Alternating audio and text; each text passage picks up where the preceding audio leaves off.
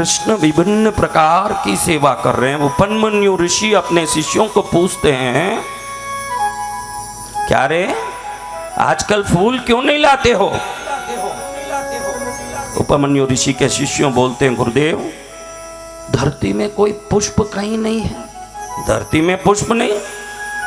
अरे बच्चों, ये धरती में बेलों में पुष्प है, पेड़ों में पुष्प है, जल में पुष्प है, पौधों में पुष्प है। महाराज है तो सही, लेकिन कृष्ण चक्रवर्ती इसी जंगल में आकर के शिव साधना कर रहे हैं जाम्बवती के पुत्र कामना से। तो उनके सेवक और सैनिक जितने पुष्प हैं सब तोड़ तोड़ के ले जा रहे हैं। कहीं ये कली नहीं दिख रही है महाराज। ऐसी बात है, ठीक है कोई बात नहीं। जो कृष्ण पुष्प चढ़ाए हैं ना शिवलिंग पर, उसी को ले आओ, हम उसको चढ़ाएंगे। गुरुदेव वो तो चढ़ाया हुआ निर्माल्य है, निर्माल्य की कोई पूजा होती है क्या? अरे मैं बोलूं जो करो रे बच्चों, मैं जो बोलूं वो करो। जो पुष्प कृष्ण ने चढ़ाए वो लाओ, मैं वो चढ़ाऊंगा। अब कृष्ण देखते हैं कि ऋषियों के शिष्य आकर के चढ़े हुए पुष्प ले जाते हैं। चढ़े हुए पुष्प तो एकांत स्थान में विसर्जन करने जैसा है, इसको ले जा रहे हैं ये ऋषि मुनि के शिष्य। कहाँ ले जा रहे हैं? हमारे गुरुदेव ने आदेश दिया ये पुष्प पूजा में उपयोग करेंगे। अरे गुरुदेव ने, कोई संसारी हो तो बात अलग, अज्ञानी है इसलिए चढ़े हुए निर्माल्य को पुनः चढ़ाता होगा। कोई महापुरुष तो ऐसे नहीं कर सकते होंगे। 2 दिन देखा, 4 दिन, 8 दिन, रोज यहाँ चढ़े हुए ढेर वहां जाते हैं और वहां चढ़ाए जाते हैं। अरे भाई, कृष्ण भगवान को बहुत आश्चर्य हुआ कि मेरी जिज्ञासा मैं रोक नहीं पा रहा हूं, कुतूहल बढ़ रहा है। एक दिन मुनि को पूछ के रहूंगा कि ये क्या कर रहे हो। तो एक दिन निकल के कृष्ण अपने ही सेना वैभव के साथ पहुंचे उपमन्यु ऋषि के कुटीर पर। देखे तो उपमन्यु इनके छड़े हुए जल के पुष्प, थल के पुष्प, नभ के पुष्प, तब के पुष्प सब लेकर के चढ़ा रहे हैं शिवलिंग पर।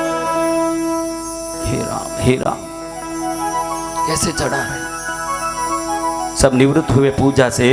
उपमन्यु ऋषि को कृष्ण पूछ रहे हैं, भगवान गलत मत समझिए, ये चढ़े हुए पुष्प तो पुनः किसी पर नहीं चढ़ता है, तो निर्माल्य है, इसको कहाँ आप चढ़ा रहे हो? गलत लग रहा है। तो उपमन्यु ऋषि हंसते हंसते कहे, किसको चढ़े ये पुष्प, किसको चढ़े?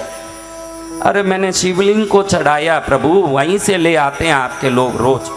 अच्छा तुमने शिवलिंग पर चढ़ाया है? चढ़ाने से क्या होगा? यहाँ शिवलिंग पर चढ़ा दिए तो क्या होगा? शंकर जी को चढ़ गया। अरे मैंने शिवलिंग पर चढ़ा तो शंकर जी को चढ़ा ही होगा।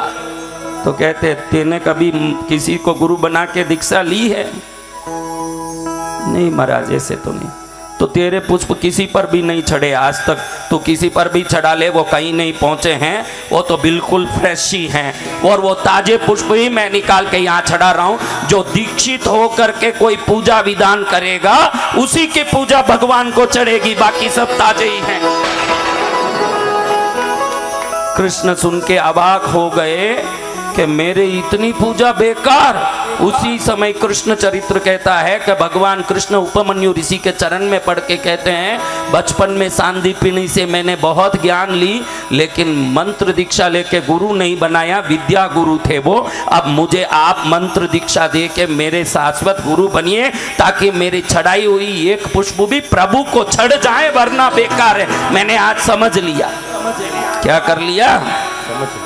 अब ढेरों पर्वत जितना पुष्प चढ़ा के भी कृष्ण चढ़ा नहीं पाए, तो दीक्षा का महत्व क्या है ये समझ लो। दीक्षा कैसे होता है? बिनु गुरु घोर अंधेरा।